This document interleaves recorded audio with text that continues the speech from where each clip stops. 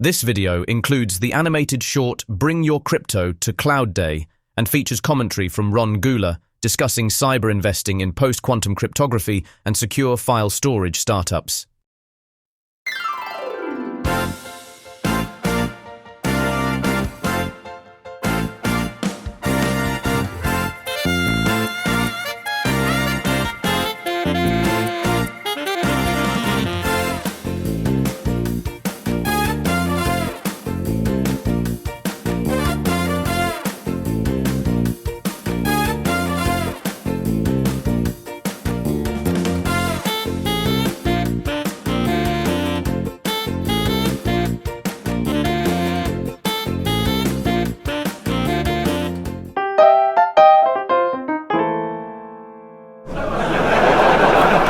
I asked my friend if they used encryption. They said, no, I just delete my browser history. As an IT guy, I can tell you the public doesn't know much about encryption, certificate authentication, or PEM files, but they know one thing. If they can't log in, it's your fault. Why did the symmetric key break up with its partner? Too much cipher texting? Not enough plain talking? Why don't we teach encryption in schools? Because decoding a teenager's text is hard enough already. I tried explaining about our new secure cloud data store that uses homomorphic encryption during a company staff meeting. Someone from HR thought I was in the wrong meeting and said I should be more sensitive. But still, homomorphic encryption sounds like magic. You mean I can compute on encrypted data without decrypting it? Yeah, but our cloud CPU costs are still going to be more expensive next year.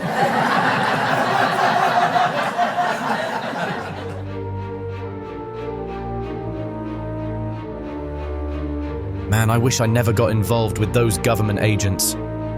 They will be here any second. You're wasting our time, Zane. 2 weeks, and all you've got are excuses. 2 weeks and I've cracked 2 out of 4. That's not bad odds. Not bad. This isn't Vegas, Zane. Those odds don't cut it here. You've been paid to get results. I got results. First target, no encryption, just hacked into the back end of their cloud like a ghost, took everything they had. Second one, same deal. I found their cloud keys in GitHub repo. And the third? They brought their own encryption, military-grade file server. Even with back-end cloud access, I couldn't touch the data. You couldn't, or you didn't want to. You think I enjoy working for you? I'm breaking the law every day for people I don't trust, for causes I don't believe in, just to get paid. Spare us the guilt trip. You signed up. No, I got coerced. There's a difference. Enough. What about the fourth target? File sharding. Ever heard of it? They split their data into thousands of tiny encrypted files spread across the cloud. All I see is fragments. Useless. So you're telling us you can't do your job? I'm telling you, your targets are getting smarter. You think I'm some kind of magician? You will find a way, Zane. Because if you don't, your regrets about working for us will seem like fond memories compared to what happened next. Clock's ticking. Hack the targets. All of them. Or we find someone who can, and you won't like how we replace you. Fine, but I can't promise miracles. We don't need miracles, just results. So when the consultant said the cloud is the new mainframe, I almost threw up a bit. Why are you so down on the cloud, Coleman? Are you kidding? Everyone's been hacked. Verizon, AT&T, Microsoft, the big clouds, the little clouds. Is it that bad? I think they are going to start running out of names to call these typhoons real soon. So what did you end up doing on your cloud project? Look, not only is the cloud someone else's computer, but these days, it's likely someone else's hacked computer. So I did 2 things. First, I rolled out my own secure file server. same tech the military uses. I run it in the cloud with my company's crypto keys. Second, for my sensitive data that I need to share, I used file sharding. It splits up my files across many different clouds into tiny pieces. Sort of like a big secure cloud RAID drive? Exactly. The files don't exist till you need them. Blows my mind. All of our competitors have had their data stolen by some guy in Pakistan. I just hope doing this type of crypto in the cloud imposes enough costs on him to make their life a lot harder. But how would we ever know?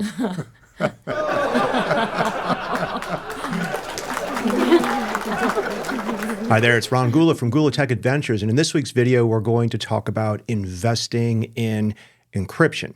Now, we've invested at Gula Tech Adventures in a couple companies. I'm actually going to demo 2 of them today. But what I'm going to focus on in this video is all the different kinds of cryptography and encryption. Not Bitcoin. We're not talking about that.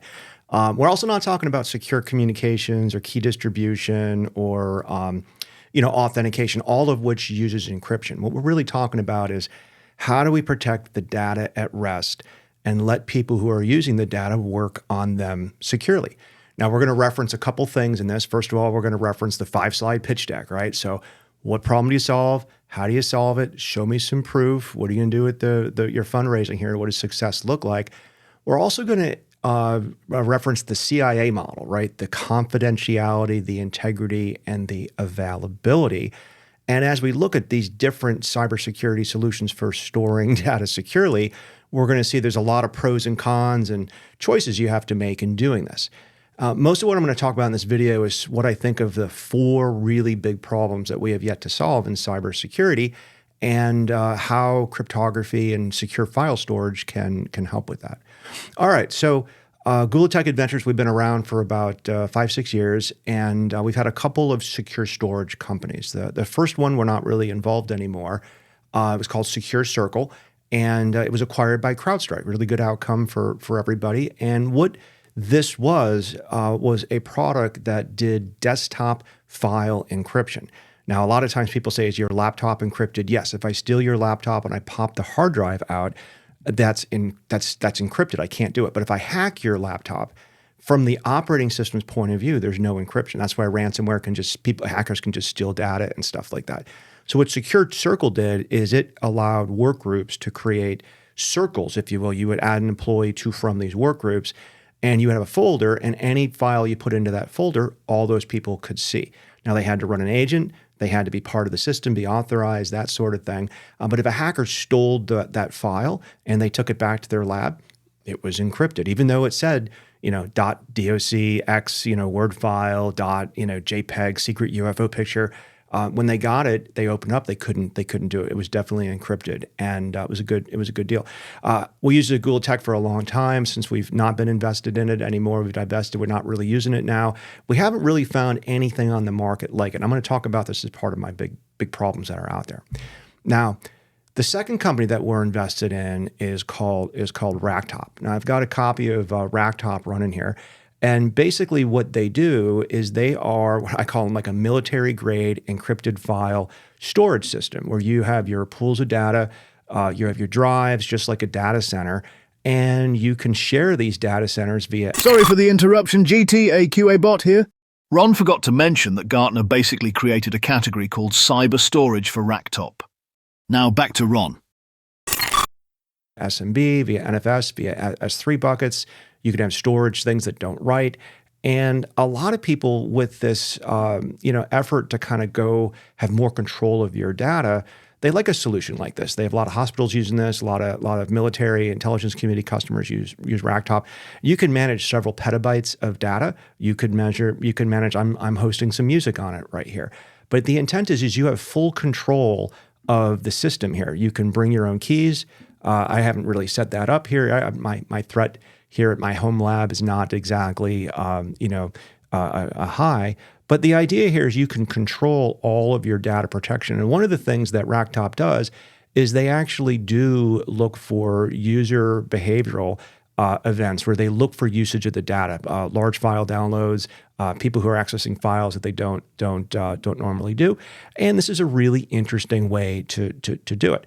But I bring it up because it takes some effort, right? A lot of times people are just going to go to Box or Dropbox. You're really trusting the cloud, and boy, if they ever have a compromise, it's kind of rough. You're never going to know that backend's been compromised, even though there's encryption and that sort of stuff. So Racktop really allows you to have all the benefits of CIA, right? You want to protect the data confidentially as your keys, the integrity of the data. They do a great job making sure the data doesn't change. But you can also leverage, what I consider high reliability cloud distribution. You have multiple Racktops, failover, all that sort of stuff. Now, another company that we're invested in is called Shard Secure. Now, Shard Secure has a very similar file storage system, but they don't use any encryption. What they do is they actually take all of your data and they spread it across shards. Now, in my lab right here, I've got 1, 2, 3, 4, 5 shards. And if you stole this computer, all those shards are there. But I'm also splitting up some of the data and I'm sending it to DigitalOcean. Now, they have a lot of ways where you can basically take all your different providers, Backblaze, Dropbox, Amazon S3 buckets. They're constantly adding more. But basically what you're doing is you're taking all of your file system and you're splitting it up into tiny, tiny pieces and sending it all over the place. Now, the cool thing about this is we log in here to my DigitalOcean spot here. We can see these shards. Now, these are 35K, 53K, 73K. I'm demonstrating music, but you can have shards as small as 4 bytes, 8 bytes, 10 bytes. And not only that, you can spread these shards all over the cloud such that you have redundancy. The same shard can be in multiple places. And you can have the same, but it's still scrambled, in other words, right? So basically, this is a way to really avoid somebody stealing your file, right? So in the animated video in the intro, we actually had that hacker was going in and stealing the files on the back end of the cloud. Well, even if they're encrypted, they can still be stolen, maybe broken someday with quantum, but you can't steal a file that's been sharded, especially if it's on 9 different clouds or some cloud services, SaaS services, and so on. So anyway, Shard actually does a really good job of allowing people to present, their data in shares. You can hook it to Active Directory. And again, I'm doing a Ron's music thing right here. But this is also kind of funny because if I go into my file shares here, I'm going to add a file share, connect my server. So I've actually connected to an SMB share here where I've got the Neil Morris Great Adventure song, which I've legally purchased, but I'm hosting it on the share here. And I'm going to play, what do I like here? I Got to Run. So we're going to open that guy up with, we'll open that up with QuickTime Player. And we're going to play that. And, so great prog rock band. If you're into something, check out Neil Morris. But the reason I'm showing that is if I stop and I undo that share, where does the file go? The file does not exist anymore. And if something doesn't exist, if it's split up out there, it's really, really, really hard to steal. All right, so as a quick overview of Secure Circle, of Racktop, and of Shard Secure. I'll put notes and URLs in the video here so you can go and check those different organizations out. All right, so what do I see as an investor in Gula Tech Adventures? What are the big problems that we haven't really solved yet with cryptography and secure file storage? So the first one that might be obvious, but we want to enable cloud workloads.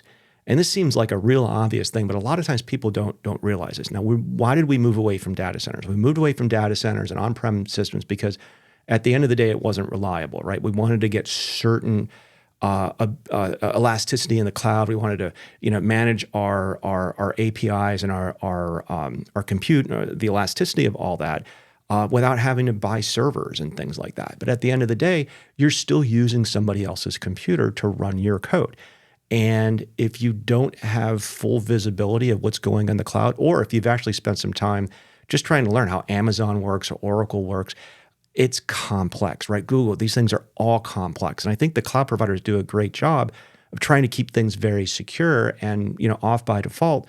But if you want to get a permission to share an S3 bucket, to mount a VM system, to boot a new EC2 instance, that kind of stuff, there's a steep learning curve. Now, obviously, a lot of people are using it. But at the end of the day, you're still trusting somebody else's infrastructure. So a big thing we want to do is enable these cloud workloads. Now, on one hand, we have the whole cybersecurity industry that's trying to make sure that the code we're pushing up there, the applications we're putting up there are secure.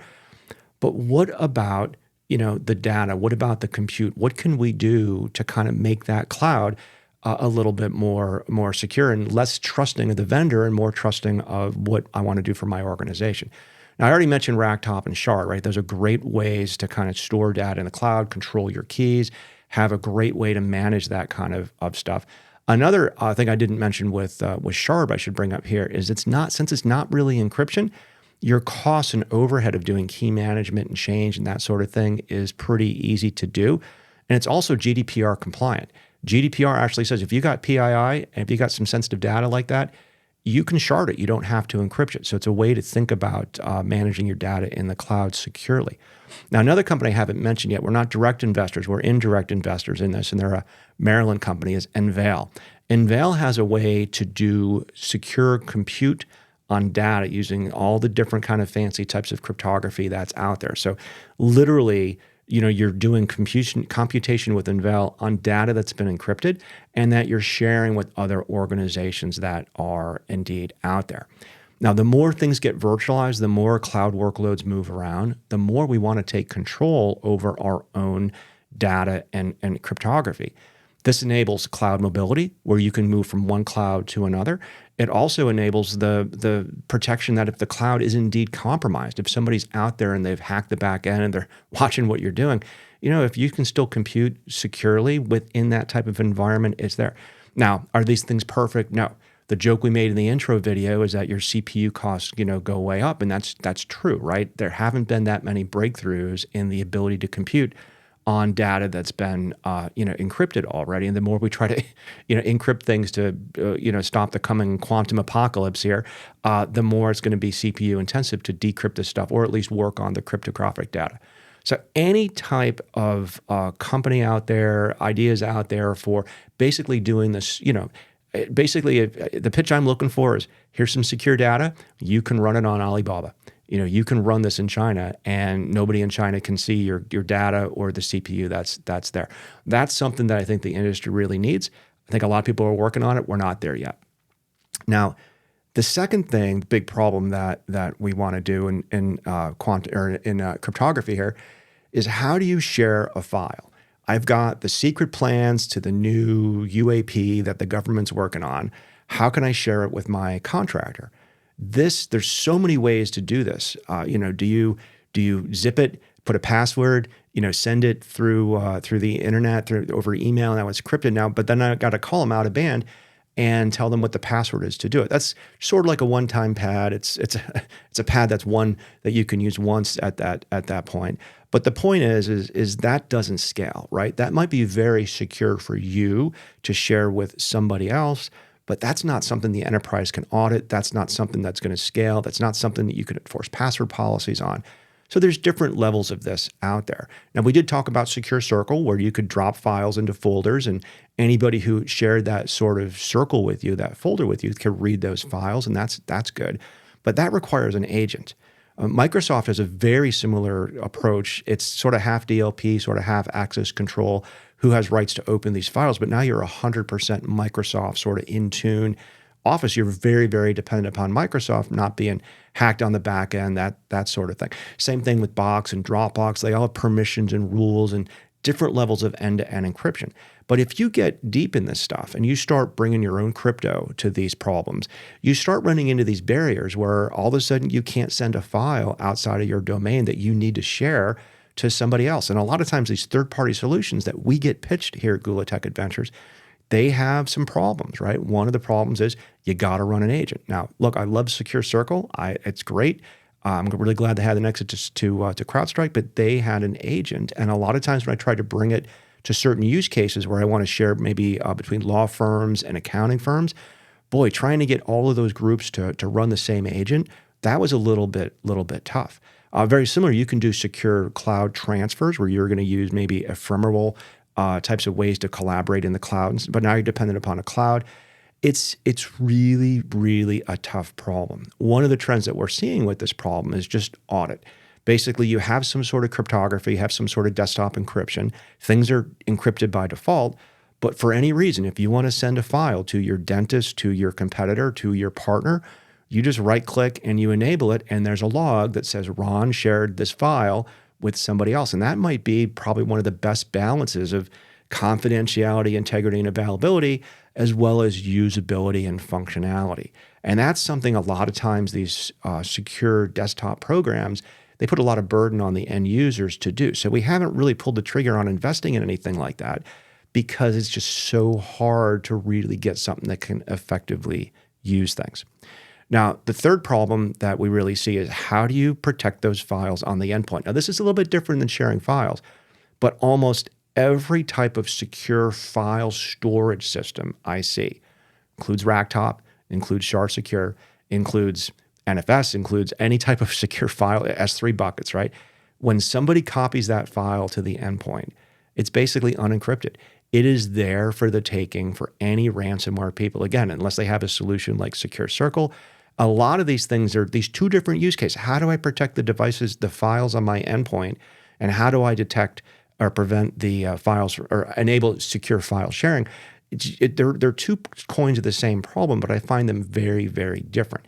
And the reason I find them different is because I've seen a lot of people pitch basically AI, UEBA, just general net flow anomaly detection for looking at how data is moving around the network to basically disapprove of anything that could be a risky or an unauthorized type of thing.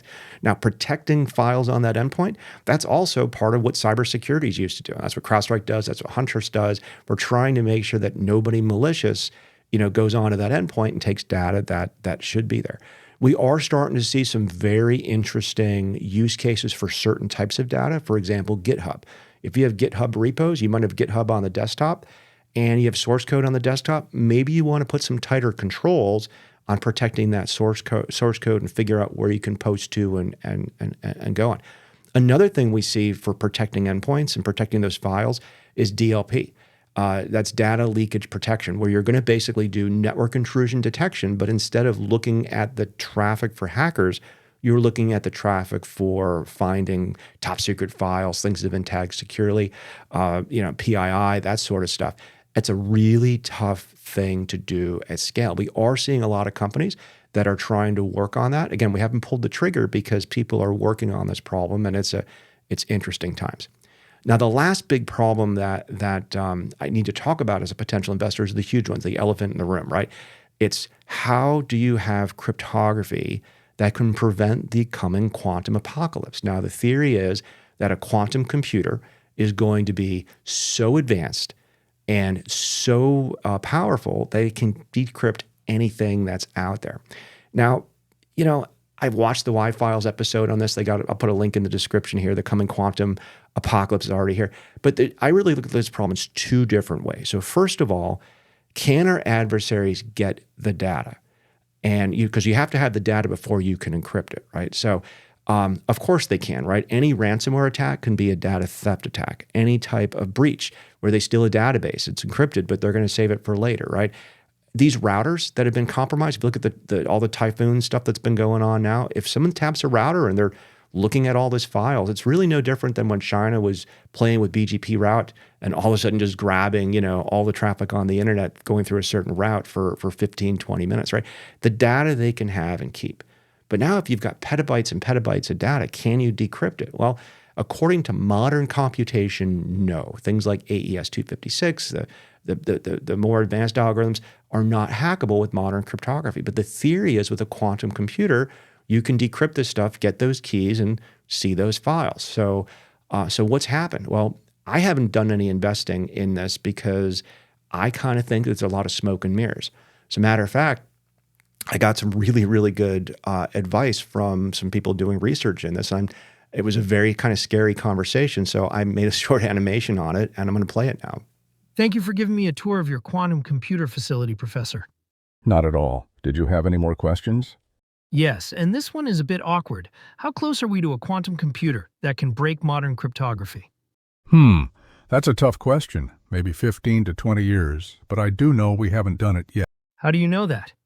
Because my colleagues and I are still here.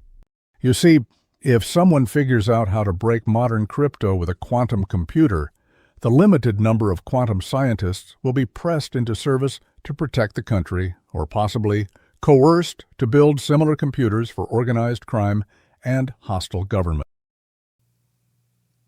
So because of that, like, look, I know we are going to come to this quantum point where we can decrypt stuff, but it still seems like 10, 15 years away, even though it pulls in a little bit.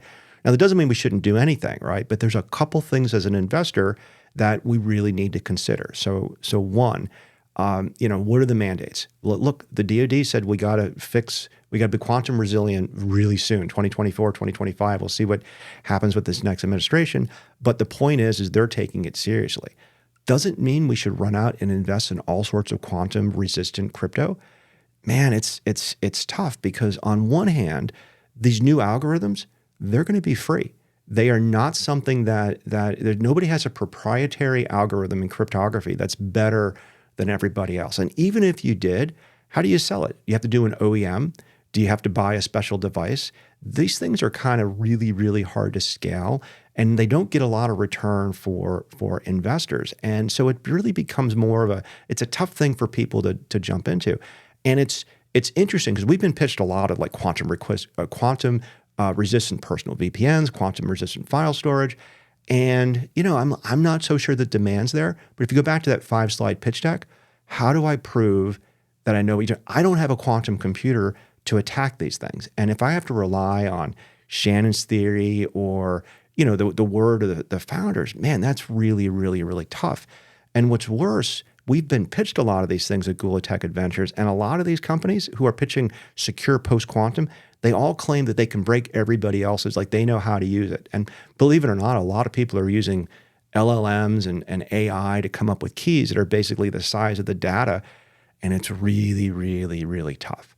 But if we want to get back to protecting our data, and if we're really, really worried about a post-quantum world, what do we got to do?